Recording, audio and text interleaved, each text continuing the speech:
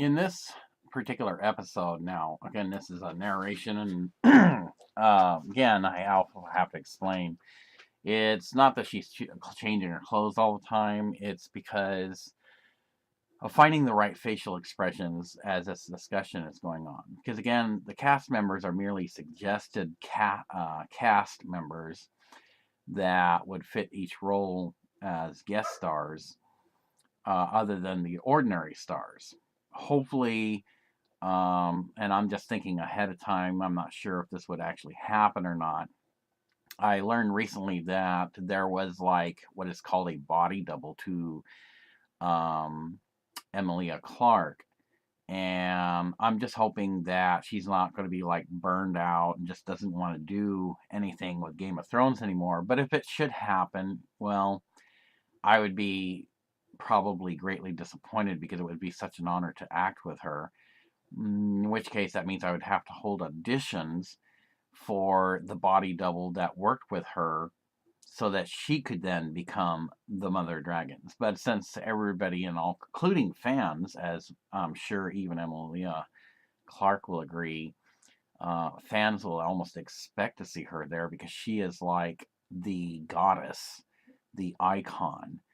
Um, and in my opinion, if she doesn't mind me complimenting her, she's the world's most beautiful woman. I mean, how can you not have this powerful, gorgeous queen of power in the movie? It just would be, I don't know, it would be kind of bad because, like, when they started the Stargate pilot, granted, the other guy from MacGyver was cool, you know, as far as being the colonel of the Air Force, but it just didn't seem the same because they started out with the original actor who I think would have been good for the series. And it would just seem kind of disappointing because the original Mother of Dragons would not be there anymore. Well, in that case, that means somebody else gets to be in the modeling magazines and what have you as the new um, real Mother of Dragons because she's the one that continued the legacy of what the Mother of Dragons is about. And so I'm just hoping that, you know, this will be an opportunity once I have my attorney to, which I have given advice from a guy who had stuff stolen from him, and he showed me his credentials from Lucasfilms because an attorney he finally got told him to dump everything. You know, everything was stolen from him. So I took his advice, and that's the first thing I got to retain as a London attorney. Then I have to find me an agent who will represent me um, for my acting abilities because I'll be a first timer. You know, it's not like in the motion picture I can just say, "Mother Dragons, come out wherever you are." It's not like she's going to appear because now we're talking about real life as Dragonsphere as much as a fictional character, so as the Mother Dragons. If, on the other hand, I'm going to be a little forward here. If Emilia Clarke was to let the Mother Dragon shine through her, maybe when she's not busy doing actress duties, she could allow the Mother Dragon to shine through her a little bit because she has that experience and maybe show me around London, you know, the do's and don'ts, places to see. But, you know, again, I could just be thinking ahead of time and maybe nothing like that will ever happen. So it's like, I'm not going to have any family when I get to London. I'm not going to know anybody there. I'm not going to have anybody, really, any friends or anything. I might make new friends, but um, it's the mere fact that I would hope that I could, you know, maybe start off on a friendship basis with Emilia because I think I could learn some things from her. And maybe she could even point me to good photographers that will help take sexy photos of me. You know, I mean, granted, okay, she has hers because, yes, she is a very sexy, beautiful young woman. But there's also some things that I have not, using the term loosely without trying to be too graphic, because I'm a little more modest as an American. Maybe not all Americans are, but I haven't been unleashed. Um, and I know I can do certain things when the mood is just right. And while some magazines, of course, are meant for men, I know there's women magazines out there. And I could get probably quite the support because here I'd be this American guy.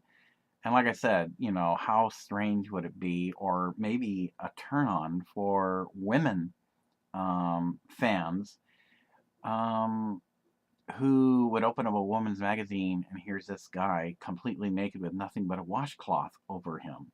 I mean, it's like Emilia said, you don't have to be totally nude. It's like the mere hint. But seeing all of my, say, for example, right hip, and all I got is a small washcloth. I mean, it's like, well, if I haven't made Emilia mind start wandering already, which would be amazing because I mean, any normal woman's mind would be wandering like, oh my gosh, okay, I got things wandering in my mind. She start get little ideas or pictures in their head. Yeah, normal women will have that kind of crossing their mind. What would that be like? You know. So I definitely want to do some modeling shots. I definitely want to get my master's degree and follow in her footsteps, even if it starts out with commercials till I get like a contract to act in a movie. But in the meantime, unlike Emilia, I present a little more than what she had. I already have a diploma from a business aspect. Now, when I'm in London, I'm probably going to get quite familiar because of the skills I have making the Dean's List 4 times from the business end, movie business, and so I can, from my skills and the diploma I have from BCTI, which is fully accreditable, I not only would be an aspiring actor getting my master's degree, but using my other diploma of business. Um, I think that somebody once said I could probably almost sell an ice cube to an Eskimo. Not that they couldn't get their own, but that's just an American saying here in my country. So I will be bringing the United Kingdom a lot more than just merely wanting to be an actor, being an aspiring writer or contributing writer to honor the original author. I will, of course, be surprised if no producer would jump at the chance, because I've talked to people in my country and they told me that any producer who doesn't see where I'm willing to act for free, and this is one of the things that the attorney and my agent would tell them, I'm not making anything off this because that's the way I can't be accused of plagiarizing or stealing from the original author. The original author, I would imagine, would be surprised. He goes to his mailbox and put up, oh, where the hell did this check come from? And it's all because I'm honoring him by having these extended stories. And I'm doing this free. Let me spell that out. Not that anyone's stupid. FREE.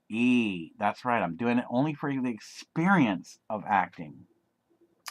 The only thing that I would expect, and it's not a profit, is paying for my expenses. That's not just room, board, meals, or basic living expenses. That means expenses include my agent's time, my attorney's time. It's not profit because am I getting any of this? No. But what am I really getting? I'm getting the experience I need to be following in the footsteps of Emilia Clarke, which is what I want, and to promote the movie scripts that I have. Even if, let's say, maybe some of the erotic is a bit much, okay, I could probably find some interesting intellectual people. Maybe even Emilia Clarke might even want to help me out and say, you got something good here. Maybe I can give you some ideas. Let's take this scene out and put this scene in or something. And I would be well open to suggestions because, again, as a male dragonsphere, even though, yes, it's fictional, I'm very receptive. Um, you know, Again, it's kind of like to be a good leader, you have to be a good follower. And my grandmother once said that you're never too old to learn something new. So, yes, I may be a mature male, an American citizen. Does that mean I can't learn anything from Amelia because she's younger than me? Of course not.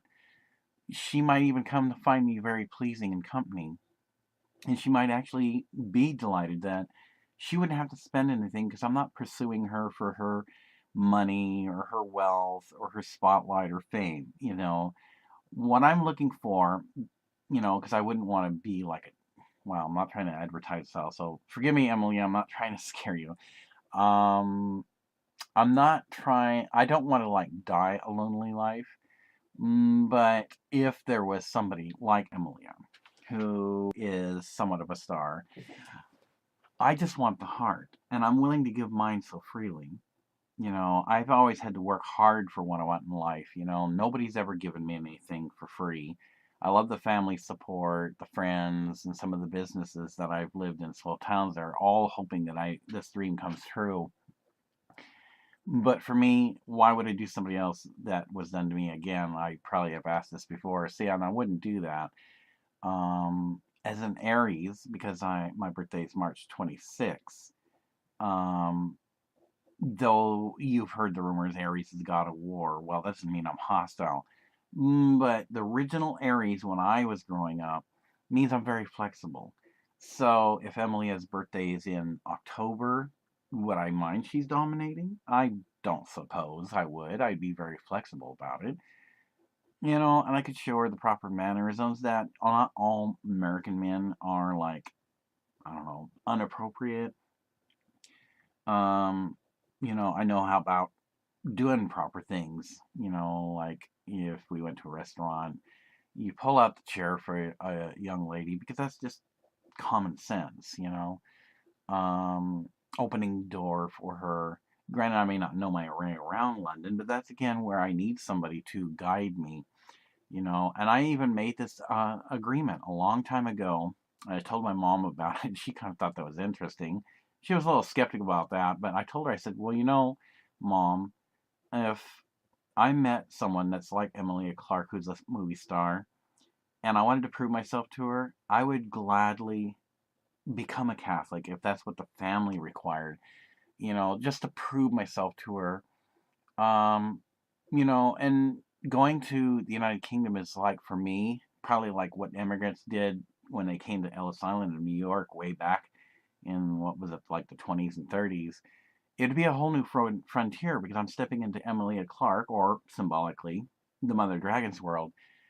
And like the character of my motion picture, I would be willing to change my citizenship because I want to demonstrate to the woman I'm interested in, there's nothing that I won't do for you. You know, I may not be a rich movie star. I may not be able to enhance your career. Well, excuse me, I may not be able to boost your career. Enhancing, yes, but not boosting it. And I believe in the same things that Emilia Clarke does, that if you are really interested in somebody, you should follow your heart. It's not about what one looks like, it's not about their age, because age doesn't matter. If you have true love in your heart, you follow your heart. Because when you get old and gray, you can't, all the movies you make and the trophies you get, you can't take it with you. I can't take it with me when I get old and gray, you know, and you want to be people to remember you that, wow, yeah, here's this person that gave this other guy who maybe was not in the same stature, but he or she did not judge them because they were of a lower class, but they worked so hard to get up to where they're at, even if they were a little late in doing it. And it's that kind of memory that will make a person a legend, like Fred Astaire, Betty Grable, Betty Davis, all Hollywood movie stars that were way before my time because of how they treated people. And that's what an actor or actress should shoot for. You know, I don't think there's anything in writing that says when you become an actor or actress, you're not allowed to marry a poor man. Why? Is that in writing? I mean, I'd like to see that for myself. I think that true love has to come from the heart, not the love for like somebody, I mean, granted, I'm no, like I said, I'm not a Matt Damon or um, like the actor from Titanic, or something.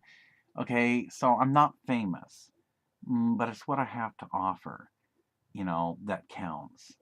And it would be the motivation for me that if I'm given the chance, you might be surprised what I can do.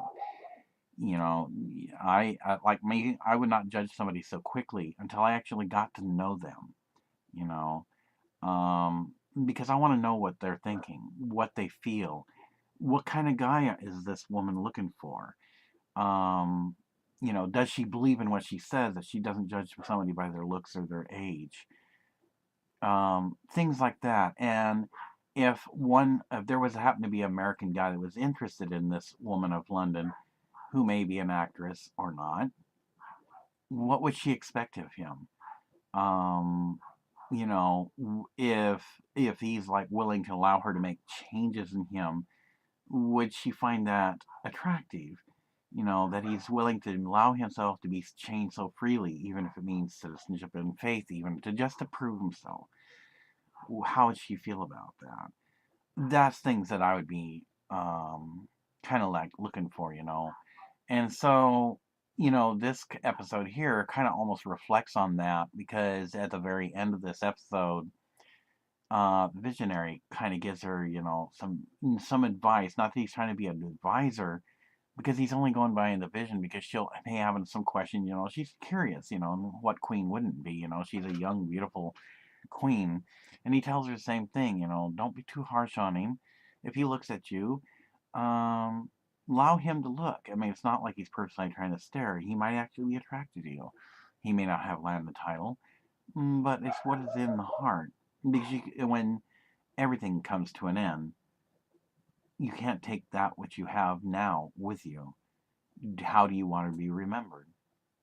Do you want to live in happiness or just love for the wealth? Because those who are in love with the wealth die a lonely life, wishing that they should have grabbed the moment, even if that moment was standing right in front of them, be it man or woman, and regret never having seized that moment because somebody else now snagged them. That's some things to think about. And it's not like the visionary is trying to give her love advice. He tells her, I know this is not something that you would appreciate anyway, because it has to be your decision. But whatever you decide, you have to live with it for the rest of your life, even if it's the most wrong decision, because you'll realize you cannot go back in time and undo what you have decided. So that's just some things that, I think that this episode here kind of gives her some things to prepare for, because this human has very sensitive feelings. He knows when to cry and not to cry, and a real man knows when to cry. Even my own family says that. A man who can't cry is not a real man. A man who, um, only tries to buy a woman's love, that's not real love. A woman who tries to marry another guy just to boost her career and get the spotlight on her to become even more famous, that's not real love. It's like taking a drug, and once that drug wears off, there is no more drug. The magic's gone. And you're going to wish you had that poor man instead, who won't be poor for long, but you could give him encouragement, and, you know, he could have been the best thing in your life, and you'll never know it. Sometimes the woman has to make the first move. See, for me, I've learned this the hard way. Sometimes I have to make the first move.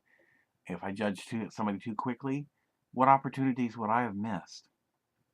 Because, like a good book, just because a cover may be a little worn, what's the real story on the inside? Because it's the inside that matters, not the outside, not what one has or has not, you know. And there could be a guy that doesn't want anything of yours except your heart, and he has so much love to give. Would you pass that up? If it was the other way around, would I pass up a woman who had so much love to give me because I'm seeking something else? No. But it all depends who makes the first move. And so this episode, in a way, has something that prepares the mother dragons. It kind of also can apply to our life. So it's just something to think about as you kind of watch the narration of this episode.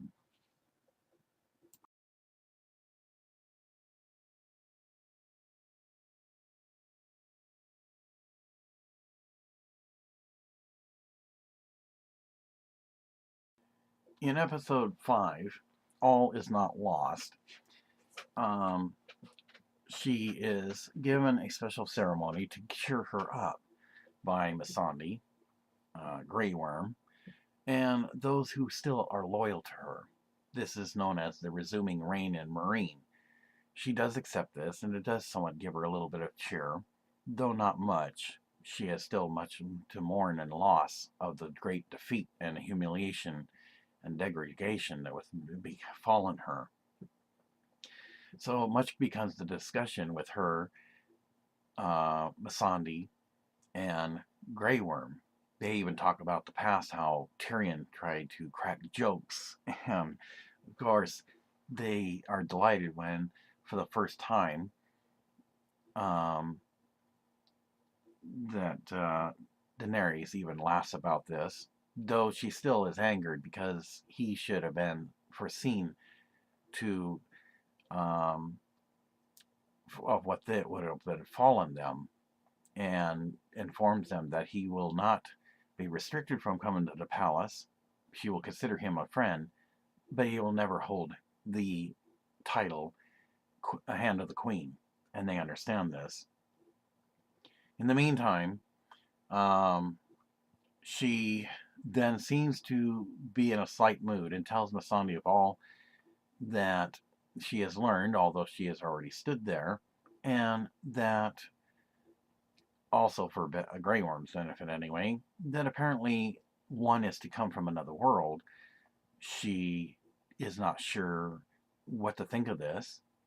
And then she cracks her own joke, unknowingly, by wondering what kind of a pull and two stones he will have. They all seem to laugh about this, as well as Daenerys, because most men of her world, of course, are like 7 or 8 feet tall. So it becomes sort of like a hint of erotic discussion, but not much. Because again, she still has much of the sadness in her heart, but it is something of a bit of a humor to discuss. Of course, Grey Worm kind of straight face shakes his head because of him being in the room with both Daenerys and Missandei, who he likes very much. Um, Finds this kind of a uncomfortable discussion, so they quickly change it to something else, so he don't feel kind of like it is a discussion that probably he shouldn't be present in. In the meantime, then it goes to a scene where the Iron Throne is restored to a cousin of the former King Tommen's. Goes by the name of Johnston. And it's only fitting because since the Queen Mother is not to have the Iron Throne, somebody has to be on it. He is married to a very beautiful lady, much like Queen Margie, who is a bit older than him. A sweet disposition. Her name is Miri. Miri and Johnston now take the Iron Throne so that there is somebody on the realm of the kingdoms. Everybody accepts this because Johnston seems to be like former King Tommen's, one that is easy to get along with. You might pull over something on him once, and if it's a form of treachery, he will catch it the second time. But he seems to be very well mannered, with much mannerisms and dignity, and so he is quite hailed the king of the Iron Throne for the realm of the kingdoms. Then she is enjoying the sunset. She sees a prophecy revealed. At first, it's small, but it streaks across the sky ever so slowly, and she looks close and sees a red comet. This is what she was foretold by the visionary. As she looks closer as it's heading towards the darker part of the sky, away from the sun that's setting, she sees a thin blue line, and as it goes overhead, she sees a smaller blue comet that's going upward and then disappears inside of the red comet. To her, this is like a sexual type um, symbolism, which she kind of to herself laughs a little bit because this to her, with one eyebrow raised, is like a prophecy come true. So now the question is, when will this person arrive? No one knows. Could it be tomorrow? In a week? Who's to say? But the fact that the visionary had described to her what he had visioned when she was on the way back to Marine greatly delights her because if this part can come true, so would this mysterious person that arrive in her world. She is greatly amused by this, and slowly but surely the sadness that she has in her heart now starts to dissipate. In the meantime, Kingdom of Lannis resumes Iron Throne claim, and of course, this now resumes also old grievances because the Boltons and the Three Towers King, as well as the Islands King, all seem to have their disagreements, and thus they are no longer allies, but they are not one to war against each other unless given reason to, because they all feel they have a right to the throne. And so thus ends the episode 5, All Is Not Lost. Meantime, because of the fact that um, the cousin to former King Lannis of the House of Lannis had left the kingdom with the dragon slayers because there was no need for them to be in the kingdom as well. This is why that Johnston and his wife Miri were able to take the throne. The dragon slayers then get what is rightfully theirs, as promised by the cousin who has taken the rightful place as the new Lannis Kingdom's king. They decide to leave the special dragon slaying gun devices as a mere warning for Daenerys should she ever attempt to come by again, because they still look forward to having great game by killing a dragon. In turn, the king of Lannis Kingdom um, assures them more trade to pay for those guns and wishes to continue trade with them since they are beyond the known edge of the world. The woman in red, of course, seems a bit skeptical on this, but because she has no reason to be in the kingdom either, she decides to do what she can to give good advice to the Lannis king so that eventually he could take over what former King Lannis had planned on in making rightful claim and getting the Iron Throne. Back then again at Marine, as Daenerys continues watching, finally, the two comets that, not after the blue went inside, comes back out after a while and disappears through the horizon. The visionary then appears unto her. I see that you have seen what there is to be seen. She turns, and with a big smile on her face, and so you believe now the prophecy is true. She agrees to this, and he then instructs her there's going to be things about this one that you're going to find different about him. She seems interested and listens intently. You must not be harsh with this one. Remember, he's not of this world, though he may appear somewhat like the men of this world. You will come to find much interest in him because, well, again, he's not after you for your wealth or your nobility, your power, or your throne, for that matter. He only wants the heart because he can never go back to his world, and here will be the day he lives out the last of his days till the day he should perish, as we all come to an end in our life, one way or another. She then sits at a table, and he sits down with her. You must understand that he will bring things to you that you have never ever seen, never the likes that you would ever imagine. Beyond the imagination, he will give you a gift, not of material things, but of great victory. Things that his world would probably punish him if he could get back to his world, because he would be violating certain protocols that he is sworn not to share with one that is probably not as advanced as he is, but yet you will treasure the knowledge he gives you. It will give you many victories. She seems quite delighted and listens even more intently. You may even come to find out that when I had told you, you'll discover the mere touch of your hand to his chest when he has a disturbing time of sleep, though it is not for me to say where you'll have him sleep, because that would probably be personal, and it would probably be inappropriate for me to tell you of these things. But you may come to find out that what you discover when you waken the sleeping dragon, it actually is symbolism that the sleeping dragon is of heraldry. She seems quite delighted and inquires, is this guy actually one of nobility and title?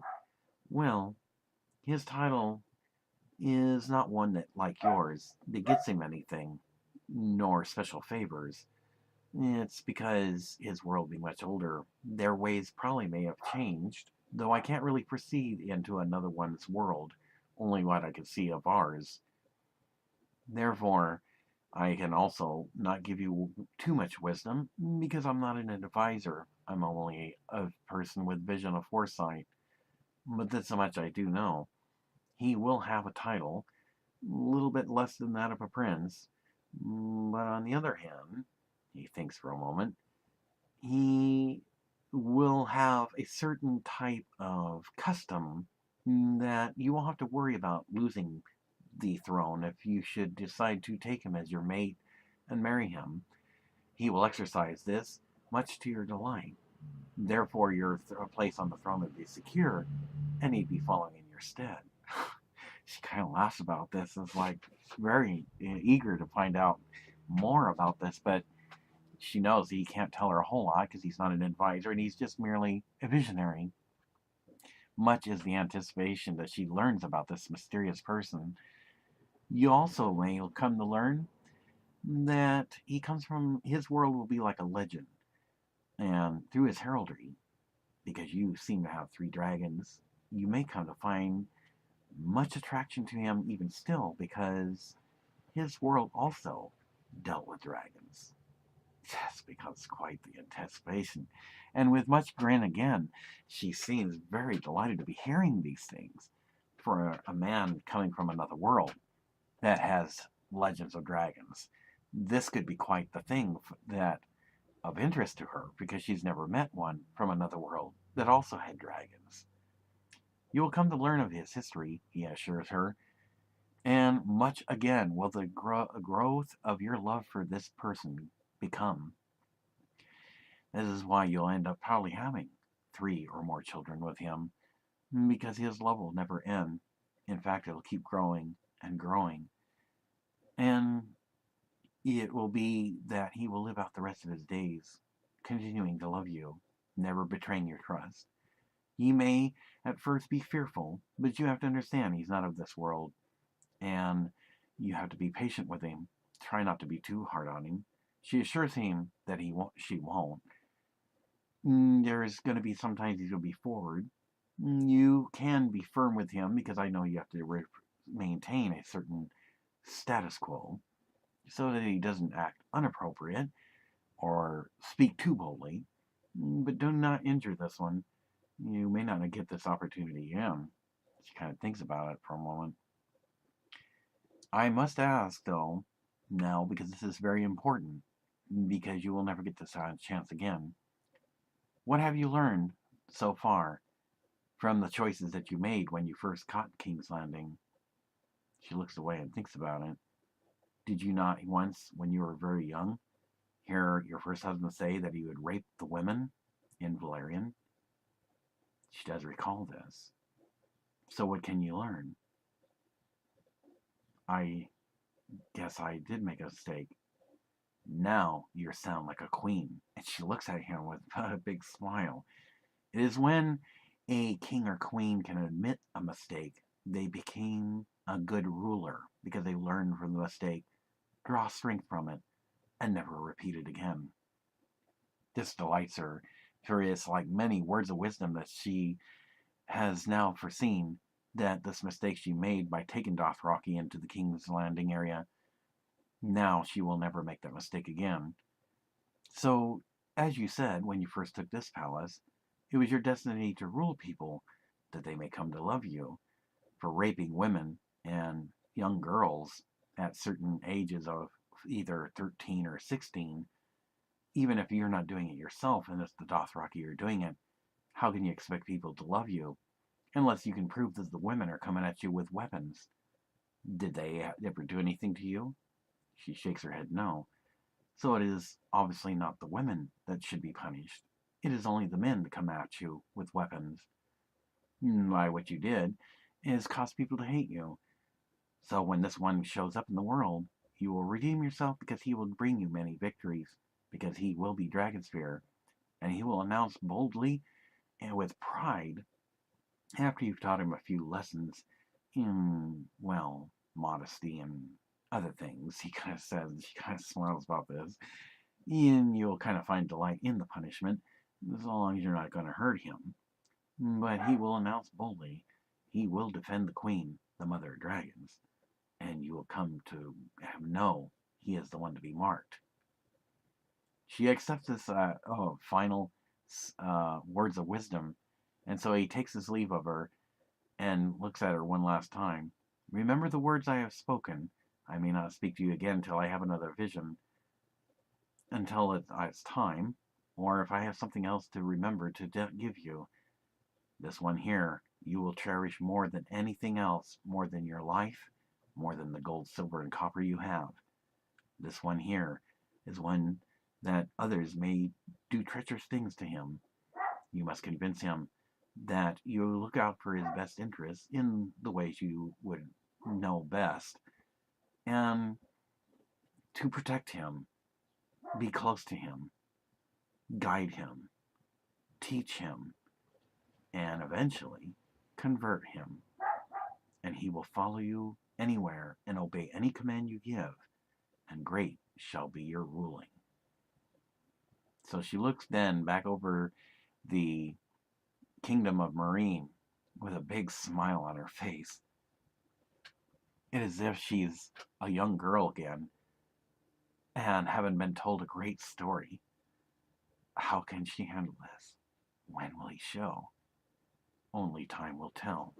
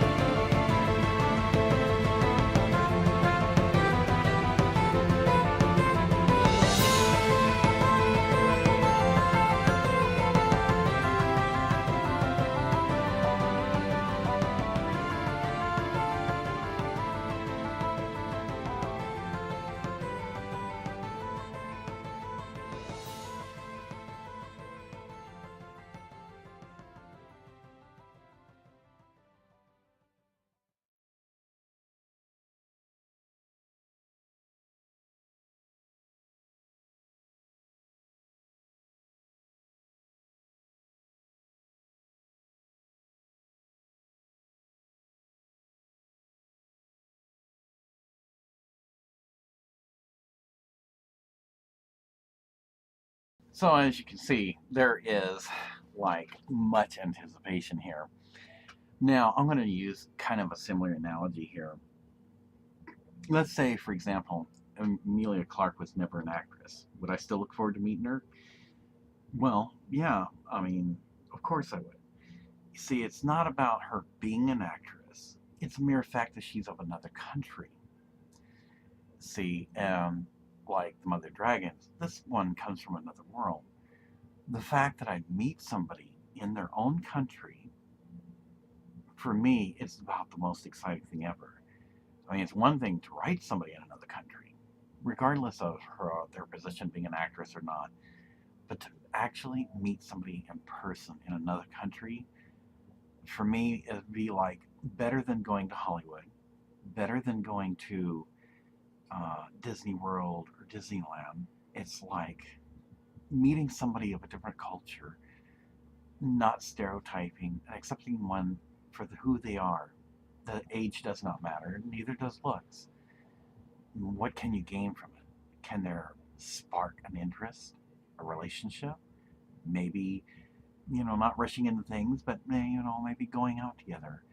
And as you continue going out, say, like on maybe a few dates, what can you learn about each other? Their likes and dislikes, hobbies. Um, if the person's willing to let you, if they're a guest in your country, change them a bit. Things that you'd like to see them, or like perhaps maybe their clothing style isn't exactly, well, blend in because they look too American. So you want to kind of groom them a bit. And if they're receptive enough and willing to allow this should be your cue that there might be some spark there that you wouldn't find from any ordinary man of your country, or in this case, the mother dragon, Daenerys Stormborn Targaryen, her world. Much can be anticipated and exciting because of the fact that you'll get to meet in person. That is what it's all about. Um, I think in today's world, and I would never try to give Amelia love advice because I wouldn't want to start off on the wrong foot and have her throw a coffee cup at me. I don't think I would like the hot coffee spilling on me or having a very large bump on my head. That might be rather painful. It's like, oh yeah, I got this bump in London, and yeah, it was the actors that gave me my bump on the head. What a souvenir! It's not something I'd want, but to have an open mind, good sense of humor. Um, Being that I'm a carefree, spirited person, I'm not hostile, I'm not a stalker.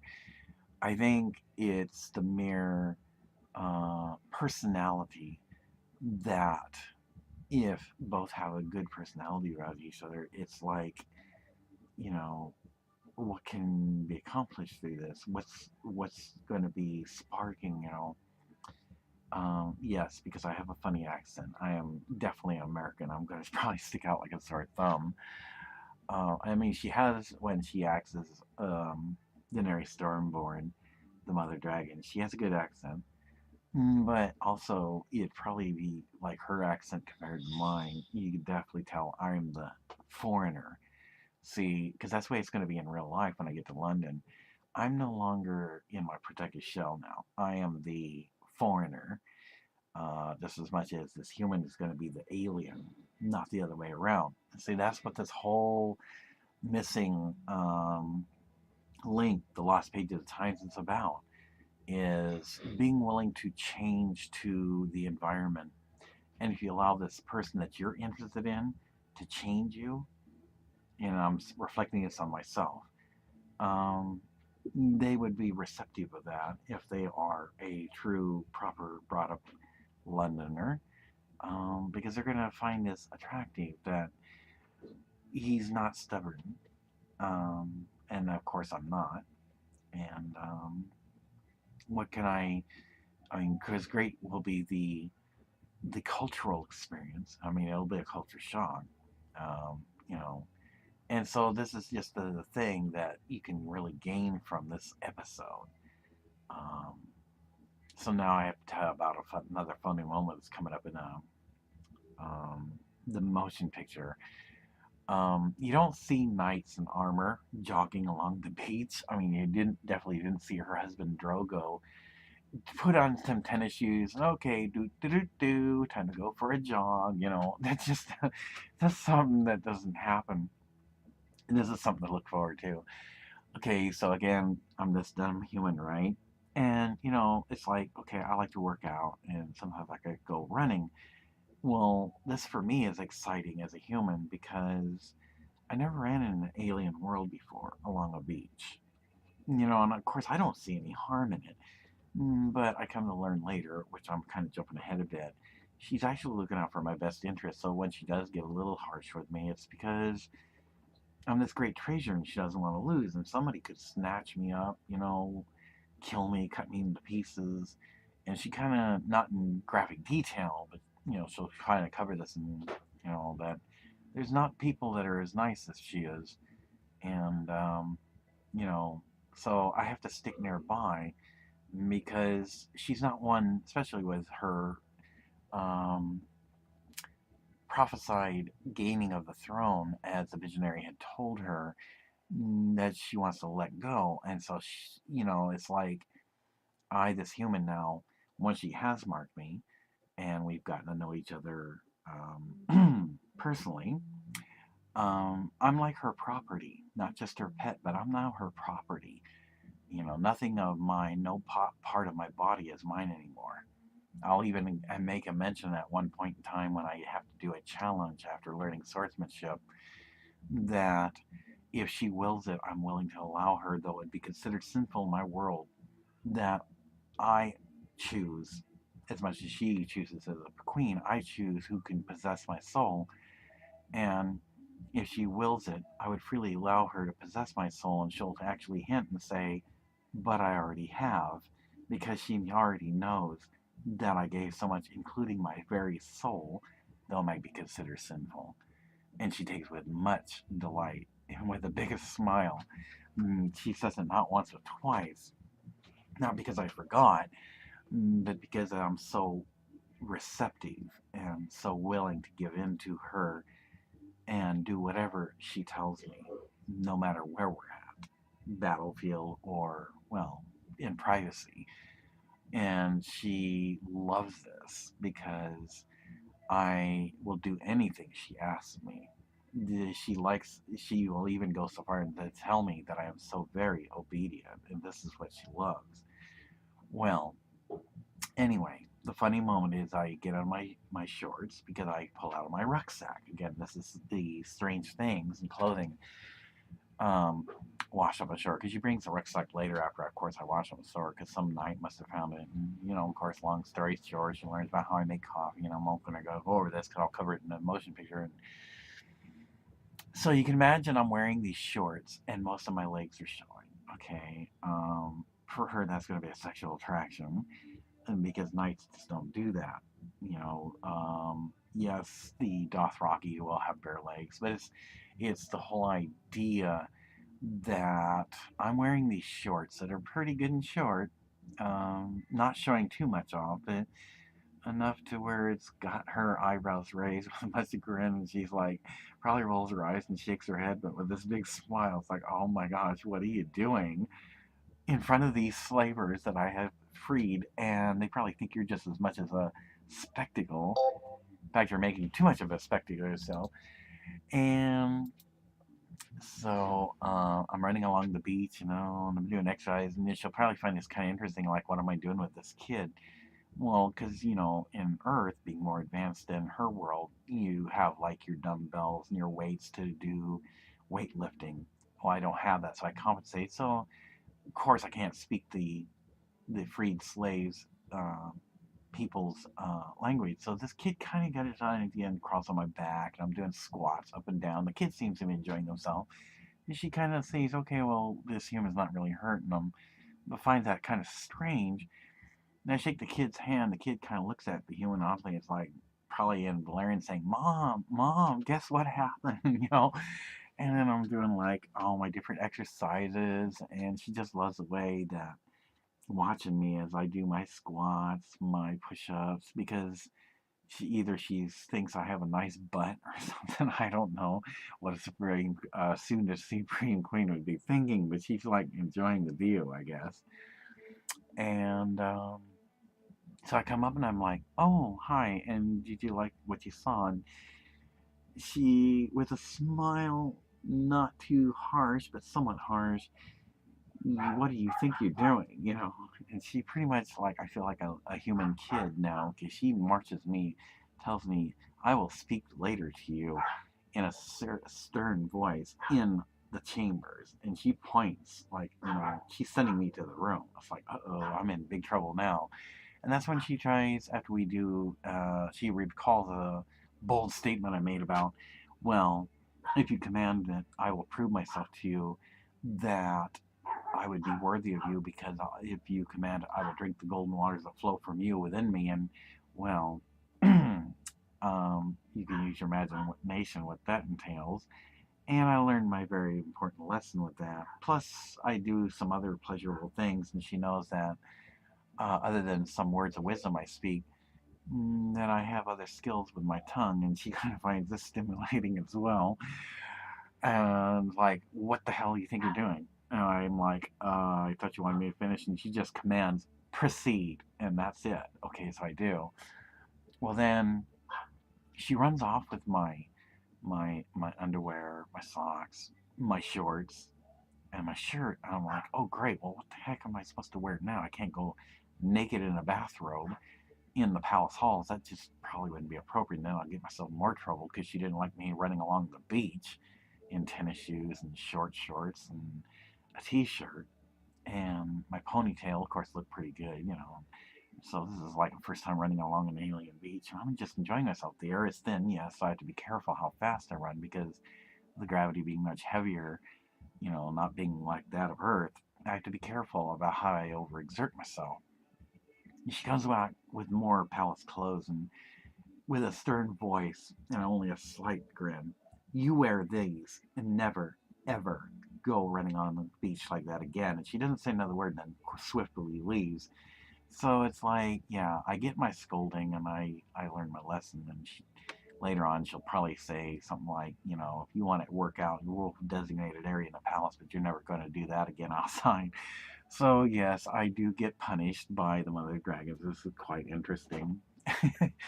So, but I do look forward to the opportunities that lay ahead of me as soon as I get to London, and this is going to be so exciting for me. Again, it wouldn't matter if she was an actress or not. It's a mere fact that she is as foreign to me as I will be to her. Um, and it's going to be quite the experience. Because for her, she's probably done acting so long that she's kind of used to it. But she could put herself in my shoes. It's like stepping in a whole new world. I've elevated myself from low class to mid class while trying to get my master degree like her. And then I'm going to rise myself to the status she's at. And it's like being reborn. I mean, it's hard to describe what it's going to be like. Taking modeling photos and interviews and all the things that she got to go through. It's going to be so exciting. And hopefully, I'm not saying that, something will develop, but I would like to think that someone might, um, well, want to share my success and my experiences, because in the end, who knows? Even if I did make a paycheck from a commercial, I would probably, though I'm not trying to buy someone's love, I'd probably tell the person I'm interested in, you know, I'll gladly give you all the money I just earned, because it's not about I'm trying to buy your love, it's just that money won't love me back. And I just want your heart. She might find that as an attraction as well. Because what's good is money going to do me if I can't share it with somebody that I'm interested in? That's the way I look at it. Again, it's an American thing. So I don't know. Maybe, like I said, sometimes I get in trouble thinking with the heart. And then again, I was told sometimes thinking with the heart's not a bad thing, because if the woman is receptive, she's going to find that as much of attraction as anything else about me. So, anyway, um, yeah, it's something I'm definitely looking forward to. So, We'll see how that goes when I first get to London.